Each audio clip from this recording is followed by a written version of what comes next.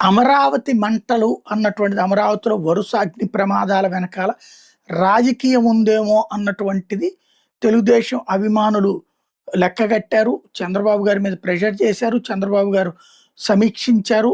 Police అధికారులతో committee వేశారు. విచారణ చేయించారు. సిట్ ఇప్పుడు తేల్చిందేంటి అంటే అందులో మొన్న జరిగినటువంటి మెగా వాళ్ళకి సంబంధించినటువంటి పైపుల దహనం వెనకాల సెక్యూరిటీ గార్డే ఉన్నాడని తేల్చింది. అయితే ఇతను రాజకీయ ఉద్దేశంతో కాకుండా తన వ్యక్తిగత కక్షతో ఈ పని చేశాడని తేల్చింది. రాజధాని అమరావతిలో పైపుల దహనం కేసులో పోలీసుల అనుమానం నిజమైంది. పైపుల స్టాక్ పాయింట్ సెక్యూరిటీ గార్డే నిందితుడిగా తేలింది.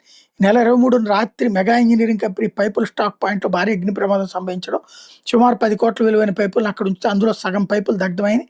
ఆ కంపెనీ ప్రతినిధి ఇచ్చిన ఫిర్యాదు మేరకు తుళ్లూరు పోలీస్ స్టేషన్లో కేసు నమోదైంది. నెల 11న ఎల్ఎన్టీ కంపెనీలో ఇదే తరహా అగ్ని ప్రమాదం సంభవించి సుమారు 9 కోట్ల విలువైన పైపులు తగలబడ్డాయి. రాజధాని ప్రాంతాల్లో వరుసగా జరుగుతున్న